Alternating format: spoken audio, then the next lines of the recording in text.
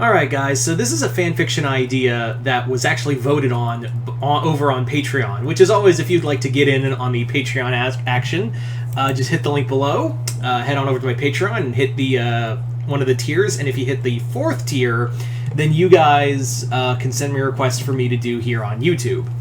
Now, this one is one of my 3-way crossovers, and trust me, we had some really good ones, and this only won, this won by 1 vote, in a really kind of relatively close matchup with all the other votes.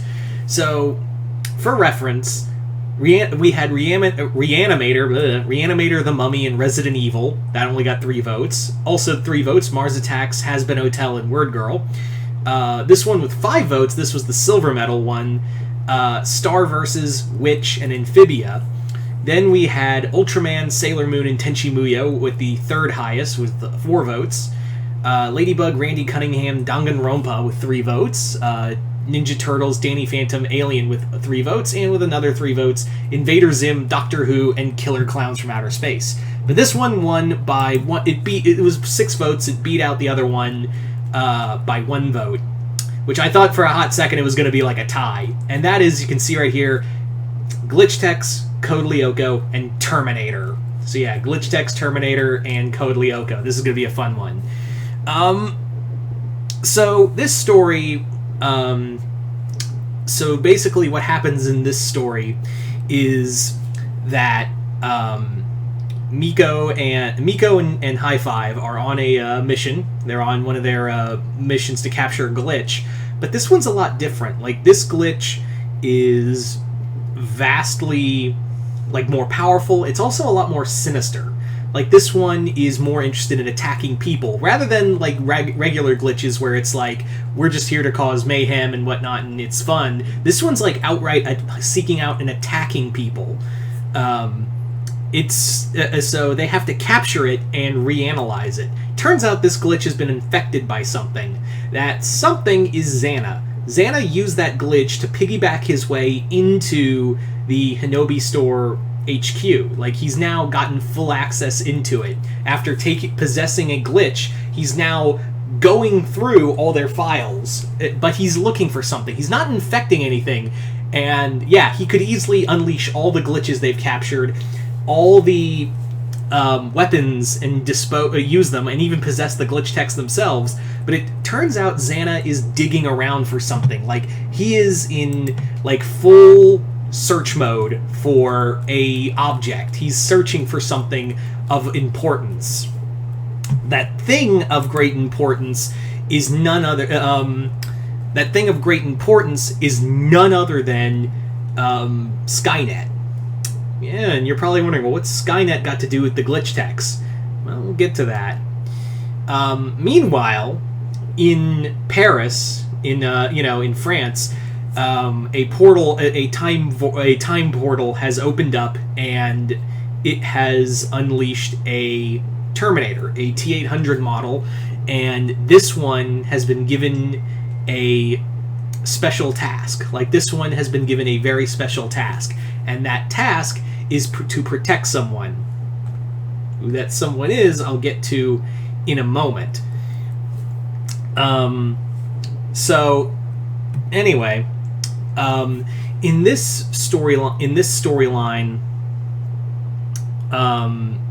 getting back to the glitch techs, that they discover, whatever Xana is, they managed to track him back to Paris. Like, they managed to track the origin of the virus, because they think Xana is really just a virus, and they're like, well, what's he want with this whole Skynet thing? Like, what's all that about? And they look directly at their manager, and Zara and all of them are like, why is Xana so obsessed with this Skynet project, with this Skynet stuff? And their boss is like, I don't know, that's corporate stuff. I don't know what all that's about. Yeah. So Jim, the manager, is basically just trying to, like, it's very obvious that he's trying to keep something kind of, like, very hidden away from all of them. Of course, Miko is the first one to voice, hey, let's find out what that is. And it's clear that he knows what more of this virus is, so let's kind of dig around. So High Five and Miko kind of do some digital digging their own way and kind of trace Xana's origin back to France. And they basically... So High Five and Miko, along with Mitch and Zara and Hanish, all five of them head out to Paris. Like, they both head... Like, they use the Hinobi technology to zoom on over there. Meanwhile, while this is going on, the T-800 Terminator has found his way to the factory. It's like he knew where the factory was. And essentially, what happened was there was a reason why it went there, because Jeremy was there. And you're already thinking, oh, well, Jeremy's going to get killed by the Terminator. It's his target. No.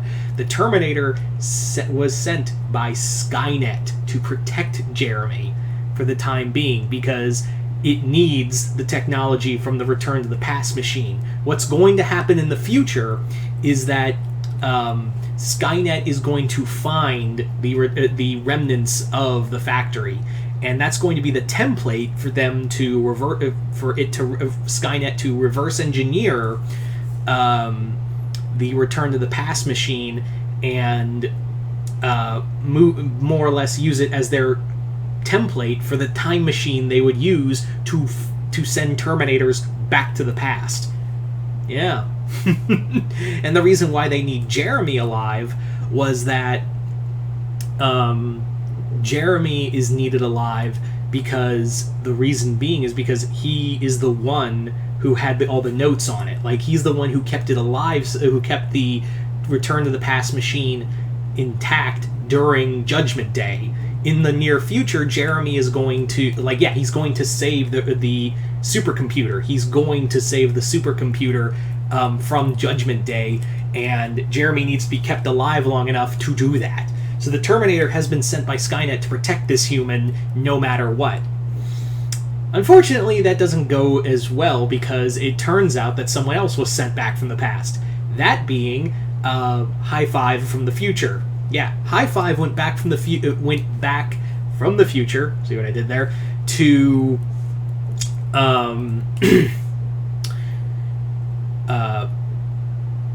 sorry, I lost my train of thought. Basically, went back to the future, sent by the Resistance to kill Jeremy, and then destroy the supercomputer. Like, that's the idea: is kill Jeremy, take out the supercomputer, and then time both the Resistance and more importantly the machine's chance of being able to use time travel, so they could stop all of it. So yeah, it's kind of a nice turn on its head, where the machine is protecting the human and the Resistance is here to kill the human. It's a nice little turn on its head. The reason being is that during Judgment Day in the near future, the Hinobi store was just ransacked, and it was a safe haven and a base for humans in the because it survived the nuclear fallout from Judgment Day. But the machines came and killed everyone, and even and the Terminators used the technology from the glitch techs to upgrade themselves, which would eventually lead to the creation of it would help form a new line of Terminators, the T-1000. Everybody got that?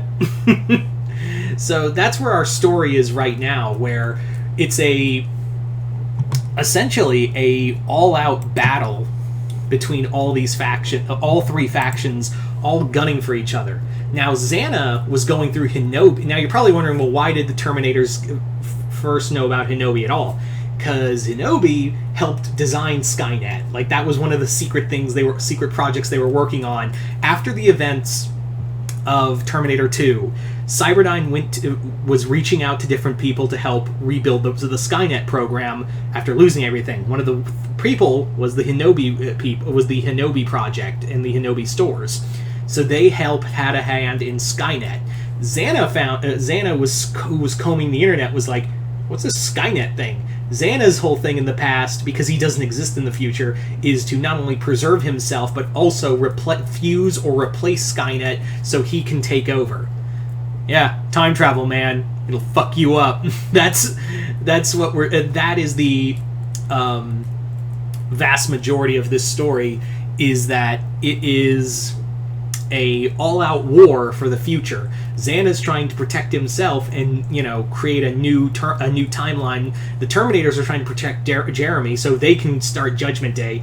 The Resistance has sent future High Five to go and kill him to stop all of this. So it's just an all-out fucking war among all these factions to fight for the future for their own goals. So there's your story, guys. There is your three-way crossover between Glitchtex, Terminator, and Code Lyoko. So you guys tell me in the comments below, what do you guys think of this absolute insanity? Do you guys like it, hate it? Comment below, let me know. And as always, like I said earlier, if you'd like to join the Patreon group, just head on over, hit the link below, head on over to my Patreon. Like I said, if you hit the 4th tier, you can send me requests to do here on YouTube. Other than that, I'm Mr. Multiverse. I'll see you next time in the multiverse.